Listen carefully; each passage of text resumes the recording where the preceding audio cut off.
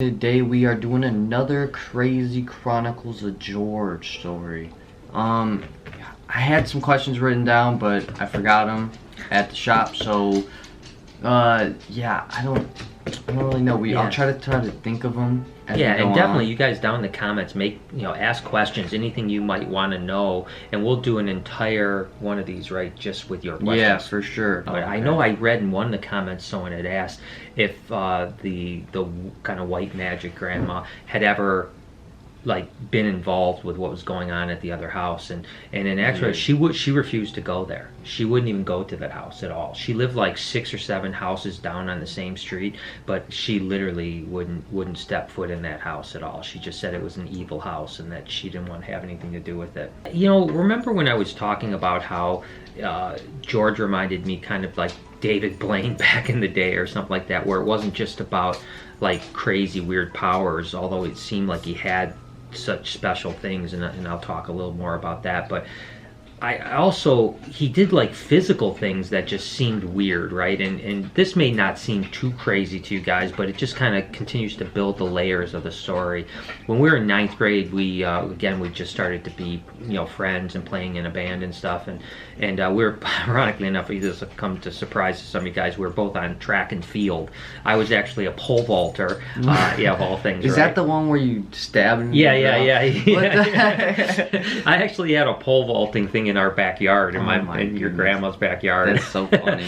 So yeah, I pole vaulted, and believe it or not, George was like a 2-mile runner, and again, this is a guy, this just kind of shows you kind of the physical weirdness of him.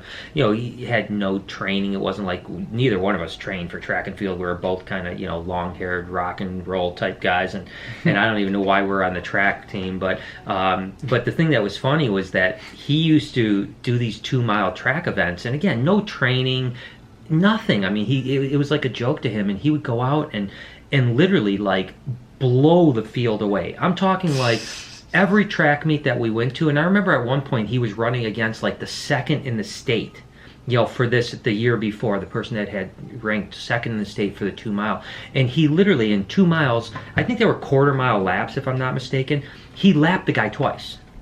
Lapped him twice, and in most cases he would literally, like when he wasn't running against great guys, he would lap people sometimes 3 times. I mean, it was like he was just like sprinting as fast as he could for 2 miles, like never slowing down, just sprinting as fast as he could. But again, he didn't care, so the team would always laugh about it because he could literally be setting records and stuff like that, and it was always like the last quarter mile when he was again 2-3 laps ahead of everyone, he would start doing like somersaults and cartwheels. No way. Swear to God, man, every single meet he would like just start doing crazy stuff, and like I remember like the announcers and stuff like that. We don't know what George Saletti is doing down there.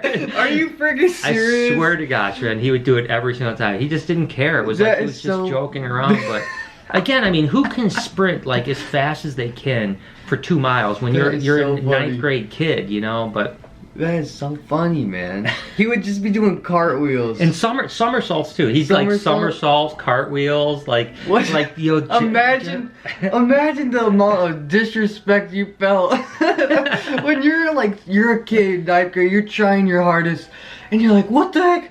Here comes George, this freaking guy, and he laps you. And you see him on the other side of the thing doing cartwheels. What the heck? But that's just the way he was, I mean, he was that kind of guy. So crazy. But that's just, again, I'm just building layers of like how unique of a person he was, and one of the things, like, again, we had this band house, right?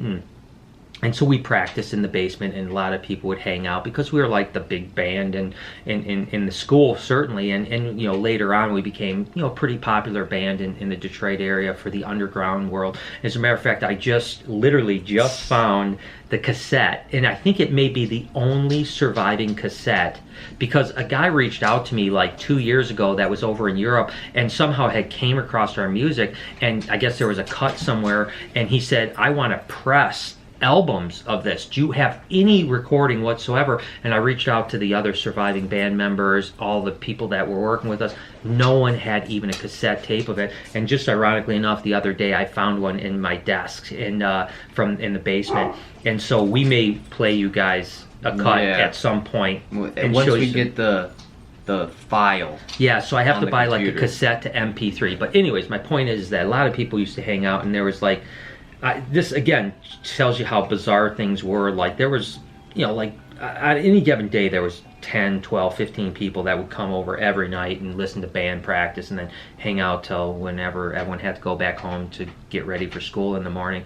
And so sometimes there was, like I said, like 8 or 10 people would be sitting around this table area that we always hung around, and literally, like, everyone would just watch George for like, it was like a freaking show. Like every day this happened for like 2 or 3 hours. Everyone would just sit around and just watch him, and he would just perform for us, doing like crazy stuff. I mean, from like tricks and goofy. It's hard to explain. My whole point is, thinking back on it, it was so bizarre to think that you could have a bunch of teenagers and it was just like a routine to just sit there and just watch one person for hours, and we'd just be mesmerized. We'd just like laugh. What would he do next? You know, and again, he would do things like tricks with his mind, like, you know, that you couldn't explain. Like, was that real? Did it really happen? And sometimes he would just do funny things. He could do like really weird contortions with his body. Did you ever do that knife thing? No, he never went through a knife through his hand, though. But he would do, he actually, one thing he would do is he would take a fork and put it in, you know, the stove or oven, or the stove with the fire, you know. He would put it in that and then put it on his hand all the time. Or on his arm, you know. And would he get burned?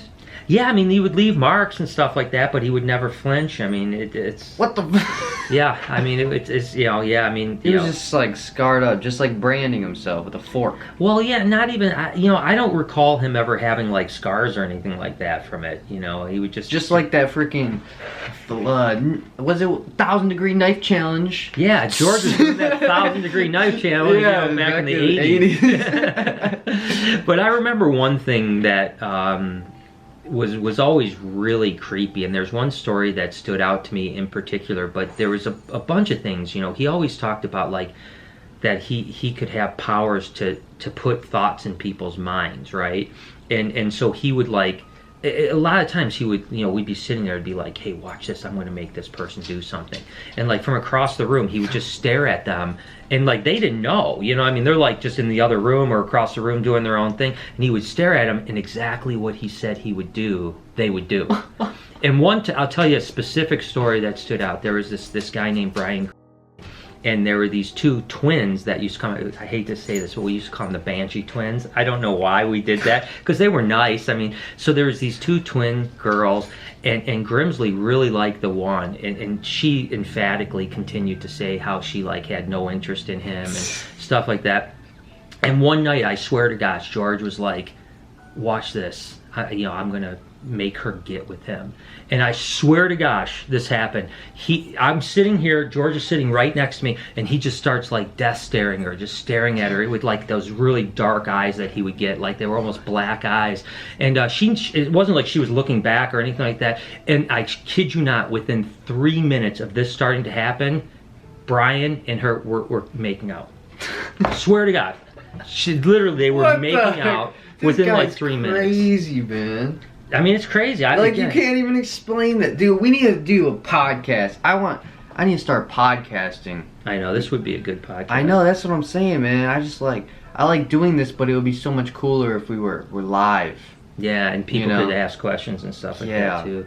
But no, I mean, that's you know, that's the type of stuff. But I mean, you do stuff like that all the time, like kind of mess with people's minds, and like I said, you know, it always seemed like he had, you know, really dark brown eyes anyways, but his eyes would almost get black when he would like really stare, and I remember, like, again, like that, I remember that specific thing really, really well. It like burned in my head. And I remember when he was staring at her for that, you know, 2 or 3 minutes, like he never blinked. He just had like this stone look on his face. His eyes were like almost black as could be, and it was like piercing. Like it's like he was putting whatever thought he wanted into her head. And listen, I don't know, guys. I'm not, you know, I know this sounds crazy. I'm not making this up. I don't even know what I believe, to be totally honest with you. I'm just reciting things that I witnessed and I experienced.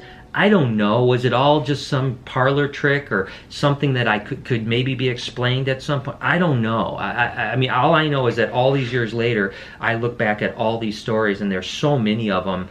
Without like any real answers. I don't know. I mean, I can't even say, but like, yeah, it's just like such a weird thing, because obviously like 90% of us plus have never experienced something like that.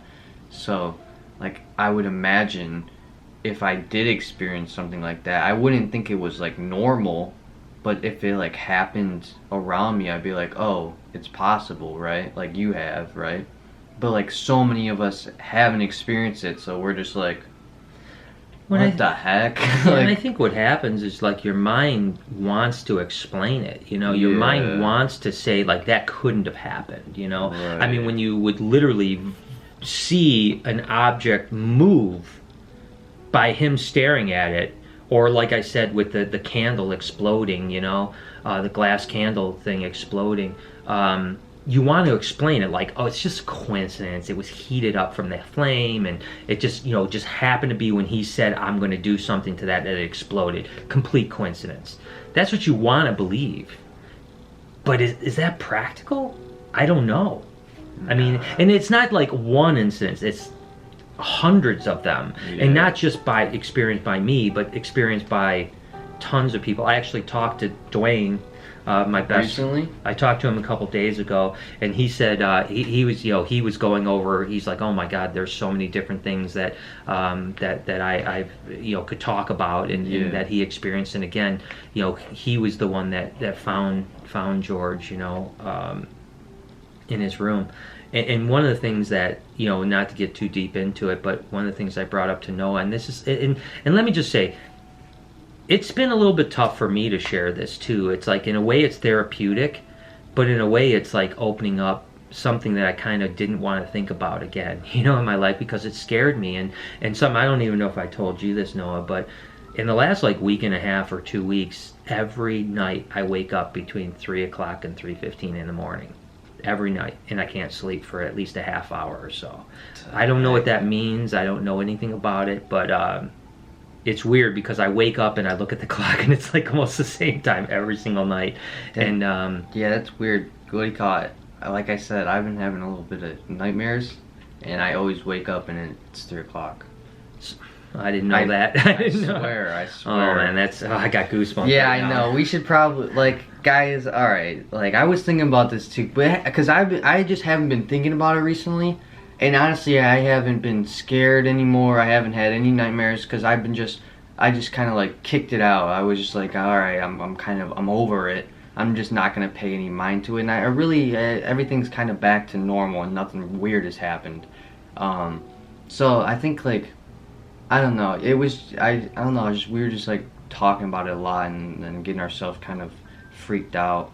But like, nothing really has happened ever since I like kind of just told myself to chill. I think when you open yourself up, and one of the things that I you know, I think that I brought up to Noah, and it's, you know, let me know what you guys think, is that reluctantly, and I don't know how I feel about this, and you know, I'm going to need some encouragement to do this, but maybe at some point as we get down the road with this story, maybe me and Noah can actually go to the house and knock on the door and see if the new owners, or if there even is people there, because like I said, the house goes up for sale all the time. If there's someone there, will they let us in? And maybe we can not only, you know, tour the house, but even go into the room that so much stuff happened and that George I just feel like that's such a bad idea. I mean, I think it's a bad idea to some extent that's too, like but I'm curious, know you know. that, I mean, man. as much as I think it's terrible, at the same time I kind of think like, I kind of feel like like I want to. I don't know if it's kind of weird, don't you think? I mean, yes and no. I mean, so much of my life and so much of what molded my life, and even the way I think now, had to do with that time, that very finite time of my life. And